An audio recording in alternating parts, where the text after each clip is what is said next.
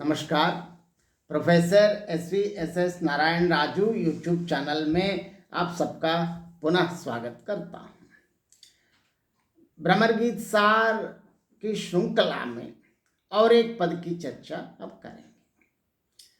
अब तक कृष्ण के बारे में, कृष्ण के प्रति गोपियों की जो अनुपम अपरिमेय स्नेह और प्रेम वात्सल्य, क्या नहीं, एक भक्त और भगवान के बीच में जो है वो सब गोपियां और कृष्ण के बीच में, वहां तो भक्त और भगवान के जो संबंध है। और इसके साथ साथ गोपियां बार बार उद्धव से कहना चाहते हैं कि देखो भाई, आप बार बार ये निर्गुण ब्रह्मा, योग साधना, ज्ञान साधना आदि अनावश्यक बातें बोल रहे हैं, बहुत नीरस हैं। हम उनको स्वीकार करने में हम अयोग्य हैं, हम असमर्थ हैं। लेकिन असमर्थ कहना ही नहीं, क्यों असमर्थ हैं इसका बहुत बढ़िया और सटीक तर्क संगत के साथ निर्गुण ब्रह्मा का निराकरण और सगुण साकार पर ब्रह्मा को और एक बार स्वीकार करते हुए गोपियां अपने जो तर्क इस प्रकार प्रस्तुत करते हैं। अब पहले पद देखेंगे, पद के साथ साथ पद की व्याख्या भी हम आगे बढ़ेंगे। देखिए, गोपियां बहुत बढ़िया बता रहे हैं कृष्ण कहाँ है। उर में माकन चोर गड़े, हृदय में उर में माकन चोर गड़े, अब कैसे हो निकस नहीं, उदो तिरचे हैं जो अड़े। जदपि अहीर जसोदा नंदन, तदपि न जात चढ़े, वहां बने जदवंश महाकुल, हम ही न लगत बड़े। को वसुदेव देवकी है को, ना जाने और बूझे, सूर श्याम सुंदर बिन देखे, और न को सूझे। देखिए, हे उद्धव, आप बार बार निर्गुण ब्रह्मा बता रहे हैं, लेकिन हमारे हृदय निर्गुण ब्रह्मा को स्वीकार करने की स्थिति में नहीं है। क्यों? उर में माकन चोर गड़े, हमारे हृदय में कौन स्थित है? माकन चोर, मक्खन चुराने वाला कौन है? पर ब्रह्मा श्री कृष्ण है। और वो भी कैसे हैं? अगर देखिए, अगर हमारे हृदय में कृष्ण है तो ठीक है। अगर सगुण साकार पर ब्रह्मा को हमारे हृदय से निकाल के फिर आपकी निर्गुण ब्रह्मा को प्रतिष्ठित करना है तो क्या करना है? पहले अंदर जो है उसको निकालना पड़ता है ना। अब कैसे हो निकस नहीं, अब हमारे उर में, हमारे हृदय में स्थित पर ब्रह्मा श्रीमन नारायण श्री कृष्ण को निकालना बहुत मुश्किल है। मुश्किल क्या है? नामुमकिन है। क्यों? उसका तर्क भी बता रहे हैं। उद्धव, हे उद्धव, तिरछे हैं जो अड़े, लेकिन हमारे अंदर जो श्री कृष्ण कैसे स्थित हैं? त्रिभंगी मुद्रा में स्थित है। मतलब त्रिभंगी मुद्रा में, त्रिभंगी मुद्रा में स्थित कृष्ण। अगर कोई किसी चीज में अगर सीधा है तो उस चीज को निकाल सकते हैं, लेकिन जो ठेड़ा अंदर चले जाते हैं उसको निकालना असंभव की बात है। इसीलिए हमारे हृदय में नंद नंदन कृष्ण, कैसे कृष्ण है? त्रिभंगी मुद्रा में स्थित कृष्ण अंदर स्थित है, उसको निकालना अत्यंत कठिन है। क्योंकि यहाँ गोपियां इस प्रकार त्रिभंगी मुद्रा कृष्ण की बात बता रहे कि हमारे यहाँ सगुण साकार ब्रह्मा पूर्णतः समाहित हो गए हैं। अब उनको निकाल के आपके निर्गुण ब्रह्मा को स्वीकार करना असंभव है। और आगे देखिए, और भी बढ़िया बताते, जदपि अहीर जसोदा नंदन, तदपि न जात चढ़े। आप ये समझते कि कृष्ण महान बड़े हैं, ऐसे प्यार किया है? नहीं। यद्यपि, इवन इसके बाद भी अहीर जशोदानंदन, देखिए बार बार कृष्ण को नंद नंदन, यशोदानंदन, देवकी नंदन, क्योंकि भगवान को उनके माता पिता के साथ जोड़ के, मतलब उनके अमुक के पुत्र कहने से उनको बहुत संतुष्ट हो जाते। बहुत प्रसन्न हो जाते हैं। राम कहने के बदले में दशरथ राम कहे तो बहुत खुश हो जाते हैं।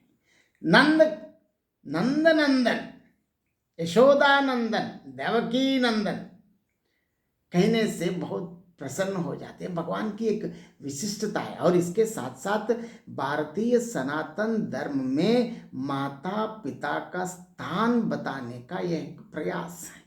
क्योंकि आजकल विदेशी सभ्यता के मौज में किसी को एक डे मतलब ये दिवस लगाना मुझको अच्छा नहीं लगता, लेकिन उनके लिए तो एक दिवस है, लेकिन हमारे लिए दिवस का अर्थ अलग है। हमारे हमेशा माता पिता के साथ रहते। यहाँ देखिए भगवान कृष्ण को भी इसलिए बार बार यशोदा नंदन, जसोदा नंदन, नंद नंदन कहते हुए गोपियां पुकारने का कारण भी यही है।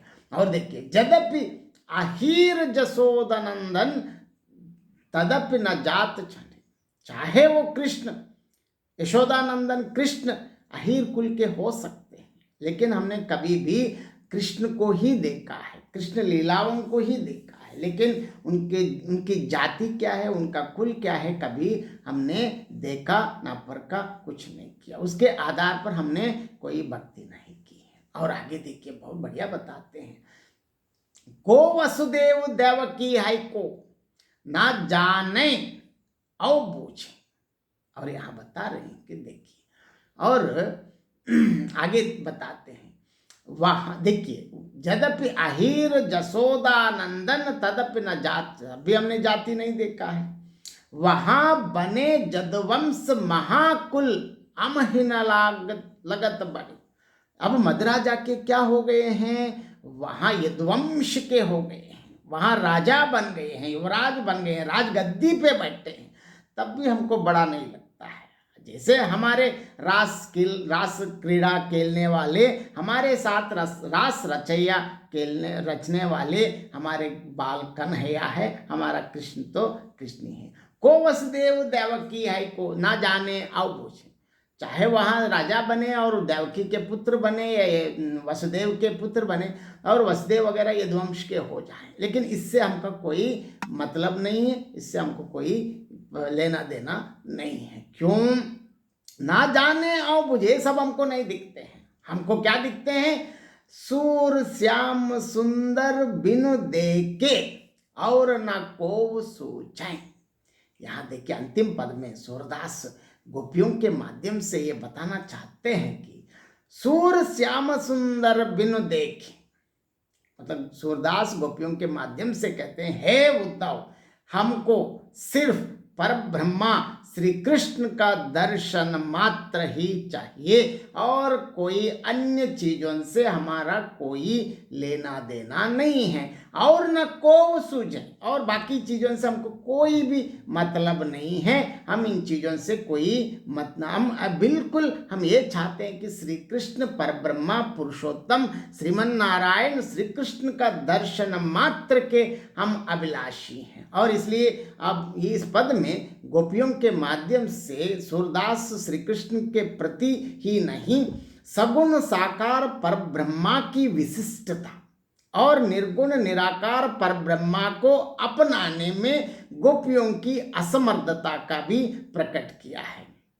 जिस प्रकार हमारे हृदय में स्थित, वो भी कैसे है, वो भी माखन चोर, मतलब मक्खन चुराने वाले परब्रह्मा श्री कृष्ण, मतलब मक्खन मतलब आप ये मत सोचिए कि हर घर में जाके उनके घर से मक्खन मतलब बटर चुराने वाला नहीं है। मतलब वास्तव में इसका अर्थ ये है कि हमारे हृदयों में स्थित भगवत भक्ति से प्रसन्न होने वाला कृष्ण है। मतलब माखन जो हमारे, हम भगवान को चोरी करने की क्या जरूरत है, ये तो प्रतीकात्मक है, लेकिन वहाँ मक्खन क्या है, हमारा दिल है, हमारी भक्ति है। हम भगवान को क्या चाहिए, हमारे दिल से भगवान को स्वीकार करना चाहिए। अगर स्वीकार कर लिया तो हम भगवान के हो जाते, मतलब भगवान ही बन जाते हैं।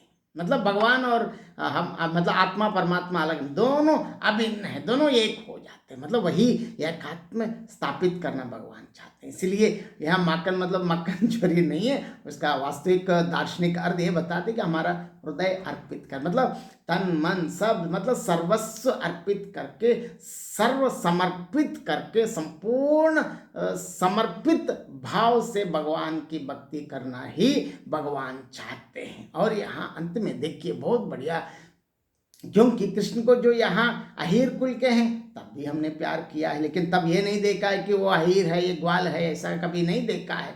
और वहां जाके क्या हो गए, कृष्ण मद्रा जाकर बड़े बन गए हैं, राजगद्दी पर बिल्कुल आसीन है, परंतु इन चीजों से हमको कोई लेना देना नहीं है। हमारे लिए तो वही रास रचैया कृष्ण है। हम उनकी माता देवकी और पिता वसुदेव के विषय में भी हम कुछ नहीं जानते, हाँ, और हम आपसे भी ना कुछ पूछना भी नहीं चाहते, क्योंकि वहाँ कृष्ण क्या है, उनकी क्या, हम आपसे भी हम पूछना भी नहीं चाहते, हम उनको आप बताने की भी आवश्यकता नहीं है। परंतु क्या बता रहे हैं, इतना तुम्हें अवश्य बता देना चाहती हैं कि श्याम सुंदर कृष्ण के बिना देखे हमें और कुछ नहीं सुहाता है। अर्थात यहाँ तक कि तुम्हारी यह चर्चा भी हमें नीरस ही लग रही है। इसका मतलब आप निर्गुण निराश इस प्रकार की बातें मत करना। हमारे लिए एकमात्र मतलब सिंगल पॉइंट प्रोग्राम है, वन सिंगल पॉइंट, अलग अलग पॉइंट्स नहीं हमारे पास, सिंगल पॉइंट, एक ही विषय है। क्या है, श्रीमन नारायण भगवान श्री कृष्ण का दर्शन मात्र के हम अभिलाषी हैं, और किसी को हम नहीं चाहते, हम कोई चीज से भी हमको कोई लेना देना नहीं। मतलब इस पद में सूरदास गोपियों के माध्यम से कहना चाहते हैं कि हमारे लिए हमारे सगुण ब्रह्मा, सगुण साकार ब्रह्मा, गुण युक्त ब्रह्मा श्री कृष्ण के अलावा कुछ नहीं चाहिए। आप इस प्रकार की बेकार की बातें हमारे सामने बार बार प्रस्तुत करने की चेष्टा मत कीजिए, कहते हैं। और इस प्रकार इस पद में और एक बार सूरदास निर्गुण ब्रह्मा के ऊपर सगुण ब्रह्मा की विशिष्टता को और एक बार प्रस्तुत किया है। और इस वीडियो को देखने के बाद आप जरूर आप अपनी प्रतिक्रिया व्यक्त कर लीजिए। धन्यवाद।